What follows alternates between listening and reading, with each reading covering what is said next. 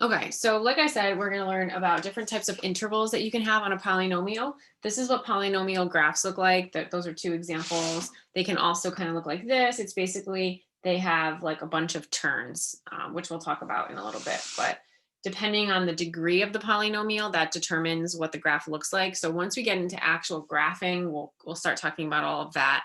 But for now, we're just going to talk about when the graph is positive or negative, increasing, decreasing, and then identify any maximums or minimums. So this is something that when I used to teach Algebra 1 years ago, we did do this, but I don't know if like you guys did. So we'll just pretend like you don't know what it is.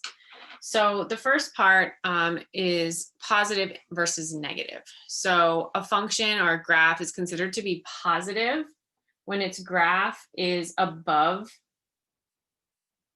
the x-axis. So anything above. So here's the x-axis. So from here up, all of that is positive. Over here, all of that is positive. And then a function is considered to be negative when its graph is below the x-axis. So all of this is negative, all of this is negative. So how we identify, it's pretty easy to identify like on the graph. You can just be like, okay, this part's positive, this part's positive. But we have to write it out in what's called interval notation. And so I will show you how to do that. Basically, when you're doing the interval notation, you're looking at the x values that the graph is either positive or negative, and you're identifying like where it starts to be positive and then where it stops being positive. So I'll show you what I mean. So let's do the positive for this part. Let me zoom in a little bit so you can see that. It's kind of hard to see the numbers, but this is at -2 and that's at -1. So do we see how this part is positive? And also this part is positive. Then this part is negative. Oh man, doesn't work. Hold on, let me get another pen. I want a different color. Hold on.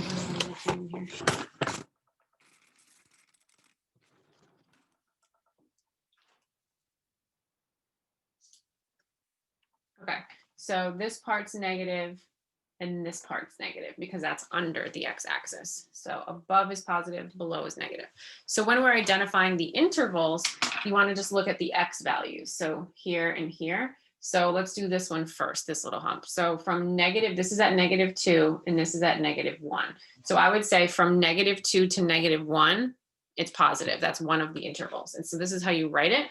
You put it in parentheses, almost like it's an ordered pair. This means from -2 to -1. You don't write the from and the to, but I'm going to for now, just so you understand what it means. So it's from -2 to -1. There are different types of intervals too, where you can put like square brackets, but that's a whole different thing that we'll get into later. But basically the curved bracket means that like the -2 is not included. And so it's kind of confusing, but basically what that means is at -2, it's on the x-axis. So it's not increasing or decreasing. So it's really only, not increasing or decreasing, positive or negative rather. Anything that's on the x-axis is not positive or negative. It's just neither. So that's why we would say like it's between -2 and -1 is where it's positive. So I won't get too deep into that because it can get kind of confusing. I'll just kind of keep it simple. So then over here, this is at +1 rather. So this is where it starts to get positive again. And then technically these are supposed to have arrows on the ends to show that they're going on forever. But it starts to be positive at 1 and then it never stops. You have to picture like this. I know it looks like it's going straight up, but there is like a little slight like slant to it. So as we go to positive infinity this way, it's going to keep going up and up and up and it's never going to stop. So we would say that it's also positive from 1 to positive infinity. So we'll add that in down here to our interval.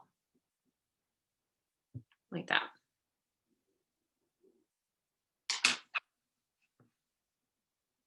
Okay, so negative is when it's below the x-axis. So these two intervals are when it's negative. So over here to the left is negative infinity, right? When you move to the left. So I would say that if I was going to identify this interval, I would say from negative infinity all the way to -2. So picture negative infinity is over here. Well, it's really down here, but picture like this is going to keep going on forever. So from negative infinity to -2, it's negative, it's below the x-axis. So that would look like this, negative infinity to -2. So that takes care of this interval. But then this interval is between -1 and +1. That's also negative.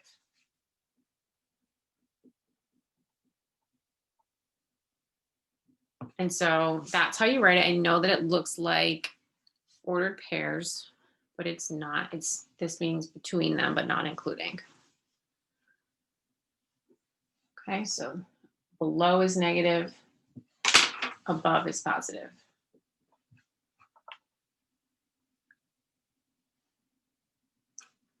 So if you printed this out and you're following along, definitely fill this in.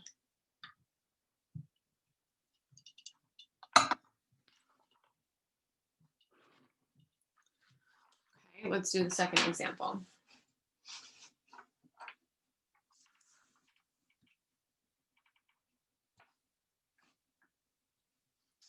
This one, oh boy, I can barely see these numbers. This one says -2.562.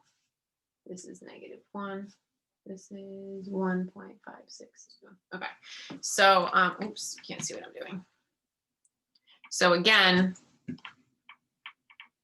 sorry, I have to adjust this Elmo. Okay, so again, it's positive when it's above the x-axis. So this is positive and this is positive. And then it's negative when it's below. This is negative and this is negative. So if we do the positive again, from here to here is positive. So we would say from -2.562 to -1. And then from 1.562 to positive infinity. Remember, positive infinity is here, negative infinity is here. So from here all the way to the right, going on forever, that's also positive. So we would say 1.562 to infinity, like that. Oops. As we're going through this, just remember, if what I'm saying doesn't make sense to you, just let us know. Type it in the chat, unmute yourself, whatever works. Okay, so now negative, we have this interval here, which is from negative infinity to -2.562. And then this from here to here, all this is from -1 to 1.562. So between here and here is all negative. And so that would be our negative intervals.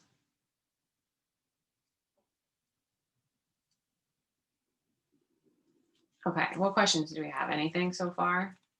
So that's positive, negative. It's just above or below the x-axis. Now, the next part, kids often will mix up positive, negative versus the next part, which is increasing and decreasing. So the next part is increasing and decreasing. That means, think about like if something is increased, what does it mean? If something is increasing, is it going up or down? It's going up, right? Like if something's increasing, like, oh, the price increased on that, it went up. Oh, that decreased, or the snow increased, the amount of snow increased, it got bigger, right? So going up and down. So that's basically what increasing, decreasing is whether the graph is going up or down from left to right. So a function would be considered to be increasing when its graph goes up from left to right. So like this, my pen right now is increasing if this were a graph, because from left to right, it's going up. Versus decreasing would look like this. Like it's almost like positive slope, negative slope too, if you guys remember slope. So decreasing would look like this. If you're looking at it from left to right, it's going down. So decreasing would go down from left to right.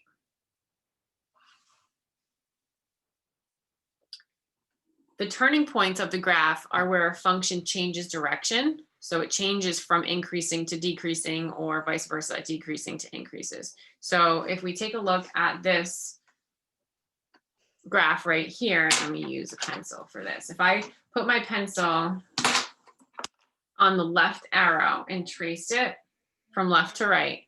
So right now it's going down, so it's decreasing. See right here, it switches directions and starts to go up. This is called a turning point because the graph was going, it was decreasing and then whoop, it's increasing now, it's going up and then changes again here. This is another turning point and now it's decreasing for a little while. Okay, now it's back up, increasing. So this is a turning point, this is a turning point, this is a turning point. So you guys see that? So it's like anytime the graph changes directions. And if you're not sure if it's changing directions, actually take your pencil. Well, if you can print it anyway, I guess. But if not, you could always sketch it, do your best to sketch it and go trace it from left to right. So I'm going down. Okay, now I switch directions, I'm going up. I switch directions, now I'm going down for a little bit and now I'm going back up. So in between those turning points are the intervals of increasing versus decreasing. So I'm going to do, let's do, hold on, I should have did this in pink. I'm going to do decreasing in pink and I'm going to do increasing in green. So do we see how from left to right, this part is decreasing? Let me use this too. So from left to right, this part is going down. So that's decreasing. Then do we see from this turning point to this turning point? I like to put like little markers like that to show like the in between. This part's going up, right? So this part is increasing. Then between the next two turning points, it's going down again, just for a little bit, but it's still going down. So this part is decreasing. And then from this turning point to positive infinity, because this is still positive infinity, this is still negative infinity. Now it's going up the rest of the way, it's increasing.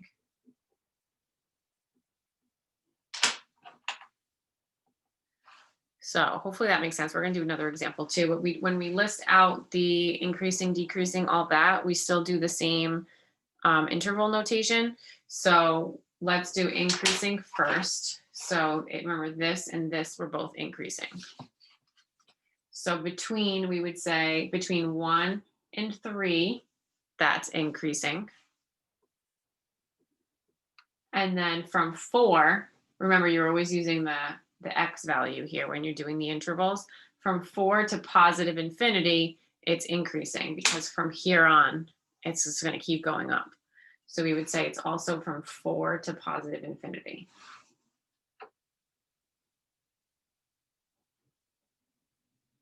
Okay, and then the decreasing would be this part, right? So from negative infinity all the way to 1, this is all decreasing because it's going down. And then between 3 and 4, it's also going down.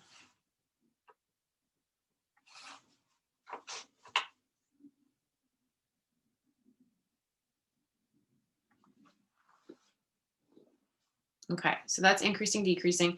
And then when they want you to identify the turning points are actually just ordered pairs. So I know that can look kind of confusing with the intervals. These are intervals. And then turning points, you just want to list the ordered pairs.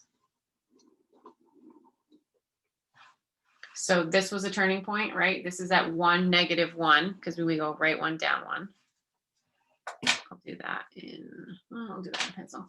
So 1, -1 was a turning point.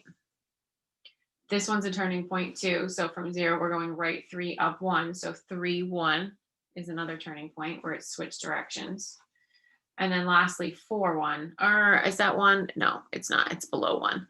So I wrote all over my paper, but maybe we can just like estimate. It looks like it's a little more than half, but we can just say a half just to estimate. So then it's going to be 4 and then 0.5, we'll say. It's not quite at 1. Okay, let me zoom out a little bit so you can see that. So again, turning points are anytime it changes directions from increasing to decreasing or vice versa. Increasing is when it's going down. I mean, up, whoops. Increasing is when it's going up and then decreasing is when it's going down. I think there's another example like this on the next page. So let's take a look. Does anyone have a question about this part? Kind of has a lot going on over here. No. The practice that you're going to do today is actually the intervals are all written out for you, and you just have to identify if each interval is increasing, decreasing, positive, negative, whatever. So that makes it a little bit easier. Okay, yeah, here's one more. We're going to do increasing, decreasing, and intervals. And turning points. So I like to identify the turning points first because then it kind of can show you where your intervals are going to be. So this is a turning point, right? Because from negative infinity to here, it's going up. And then from here to here, it's going down, right? So if you trace it from left to right, I'm going up, oh, switching directions, going down, switch directions again, going up, switch directions, going down. So this one has 3 turning points. Why don't we just list those out now since we just identified them? So this is going to be an estimate because if you like bring this to the y-axis, it's not quite at 2. I'm going to just go with like 1.75 maybe because it's a little bit less. So I would say that this turning point is at -2 and I'm going to estimate 1.75. This turning point is at 0, 0. This turning point is at about 2, 1.75. So the turning points are ordered pairs, remember.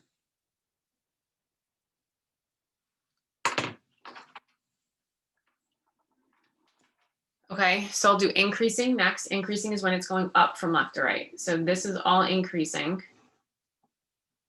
And then this is increasing. Do you see how it's going up from left to right? Positive slope, so this part.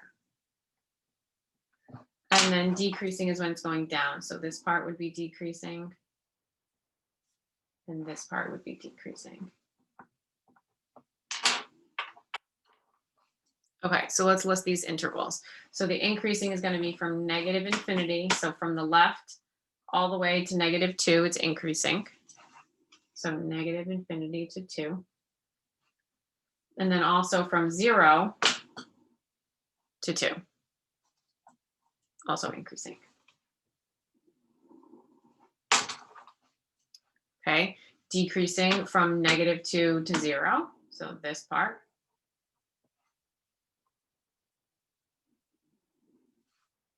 And then from +2 all the way to positive infinity, even though it's going down. So from here on, it's decreasing. So 2 to infinity, we'd say. So the intervals can get a little bit tricky. So just make sure when we start the practice that you let us know if you're confused. I can even start you guys off and help you get started on the practice. All right, the last thing is pretty easy, and it's relative minimums and maximums. So a relative minimum is a low point in a graph. A graph can have several relative minimums. It can also have several relative maximums. A relative maximum is a high point in the graph. Then there's something called an absolute maximum and an absolute minimum. That's like the highest point in the whole graph or the lowest point in the whole graph. We're not really going to talk about those. We're going to talk about relative minimums and maximums. So it's any high or low points. So if you look at this example A, it's okay. So let me rephrase this a little bit. It's like a high or low point, like in a certain vicinity. So do you guys see how like in this area, this is a high point from like 2 to 4. So this is a relative maximum. Versus this is a minimum and this is a minimum. This, even though this is like not that much lower than this little maximum, it's still considered to be a minimum. So this would be a relative minimum. And so would this. And when you're identifying relative minimums or maximum, you I just identify the ordered pairs. So for minimums, it's going to be 1, -1. And so I'll write again, these are ordered pairs.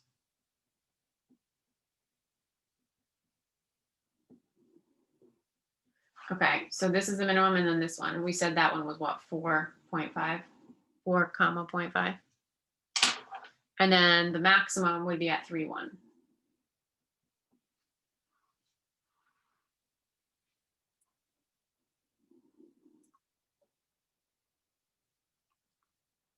Okay, this one.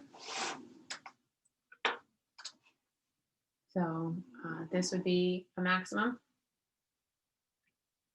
And this would be a maximum. This would be a minimum. And we just list the ordered pairs, that's it. So relative minimum here would be 0, 0. Maximums are going to be at -2, 1.75, and then +2, 1.75.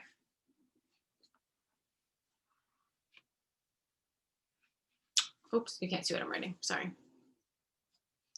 And so then that's relative minimums and maximums. So that's where we're going to stop for today. I'm just going to do a quick little recap on the whiteboard just to kind of summarize everything that we just did. So let me zoom out here. So we talked about positive versus negative parts of a graph. Positive is above the x-axis. Negative is below the x-axis. Then we talked about increasing and decreasing.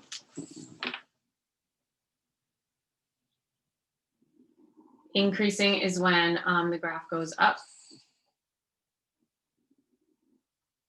Decreasing is when the graph goes down. Kids will often mix up like decreasing and negative or positive and increasing. So just remember that. And then we talked about maximums and minimums. So a relative maximum is a high point. A relative minimum is a low point.